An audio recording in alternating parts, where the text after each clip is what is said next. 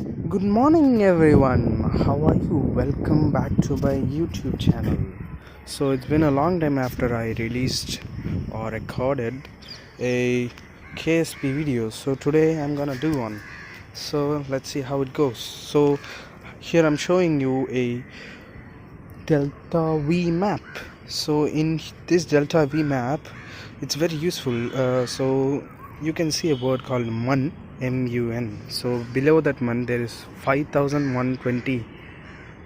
That number is actually the delta V we needed to go to moon. So let's go to moon. So while you build the rocket, you need to see below the stages. At last there is a total sum of delta V, so you need more than 5160 or something else. So now let's go and launch it. So here at first I was recording, I did not check for the separator motors and something, it went nuts, something blasted. But next time I never knew that this satellite didn't have automatic controls like auto parking in that retrograde prograde, so I have to do it manually. So here we are launching it. It's going. Yeah, it's going. So first I lost control. It's nuts. It's going nuts. But the rocket was pretty powerful. It was powerful. I would say very powerful rocket. Hard to control because there was no reaction control. I just wanted to make this rocket pretty quick. So it's a good looking small satellite, but a very powerful rocket. So I'm relaunching it this time properly. I'm gonna launch everything. There's a lot of crows shouting because I don't know whether it is a mating season. I don't want to talk about that. It's going pretty fast. This is a very big powerful rocket. Really powerful rocket. So I've just separated. After separating, you can see that I'm clicking on AP. So that is apoapsis. That's the highest point you can go. Right click on that apoapsis so that you can hold that apoapsis reading. So now, going map view, you need to press M. That's pretty much you need to know. So on somewhere on the blue line, you click on the left click and it will show warp here or add maneuver. So if you want to add maneuver, just add maneuver, and that green color ball with nothing inside it with 3 markers on the outside, it's prograde. That is, you need to add more acceleration, and the X mark in the middle is deceleration or retrograde burn. So if you click on the prograde and stretch it, it will increase, and the opposite in the opposite side. So you can see that the orange thing is where I am going. If I click prograde, after going to the maneuver point, I need to press Z for full acceleration. So keeping my that V on the globe on the blue is showing, it's showing like where I need to be. Yeah, I'm going. So all you need to do, set your maneuver, put that thing on the blue thing, set on full acceleration, just go. Now this thing is pretty hard to control. I did how many times?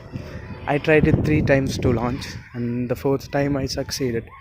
Now remember one thing: after your spacecraft reaches near the apoapsis, whenever it reaches near apoapsis, then only you put prograde.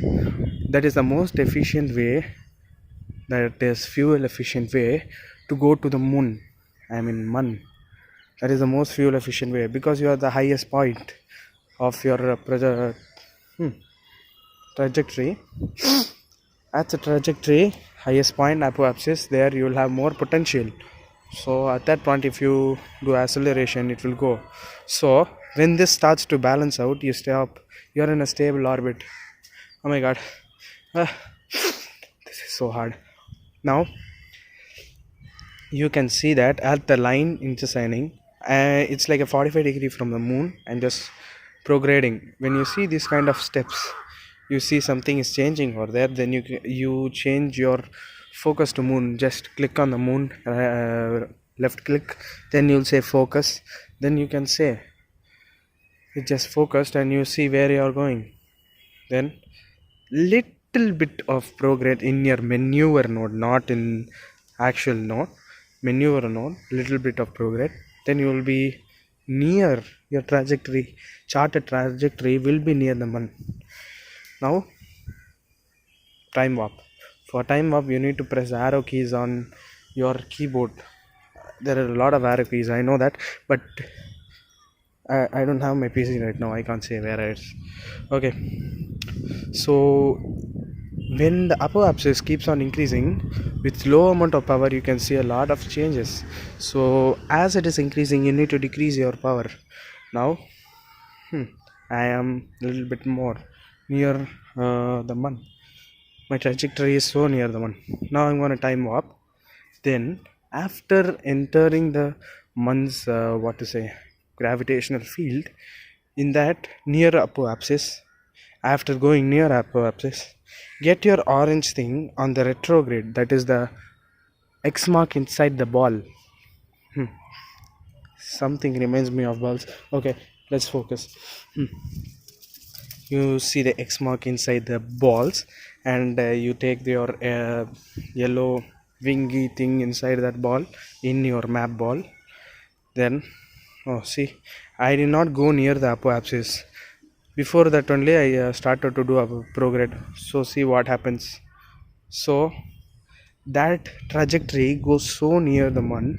If I go there near apoapsis and do retrograde, I will 2000% die. So I am retrograding. So I am just adjusting my trajectory, and yeah, see, near apoapsis I go and put my orange thing on the retrograde, then burn out. So you can see slowly it starts forming an orbit, but it is unstable slightly. So near the highest point I go and add prograde, not retrograde. Near the highest point of the apoapsis in the moon orbit, I am adding prograde. That is adding more speed, so that the lowest point will go to the highest point and it will match the highest point, that is a stable orbit. Now I am probably in a stable orbit. There might be a little like 100-200 meters change, but that does not matter.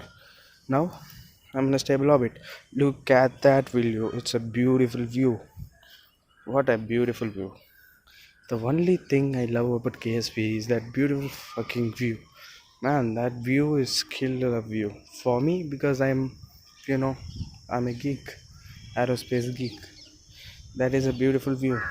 So those are geostationary orbits. You can see that it's like a star.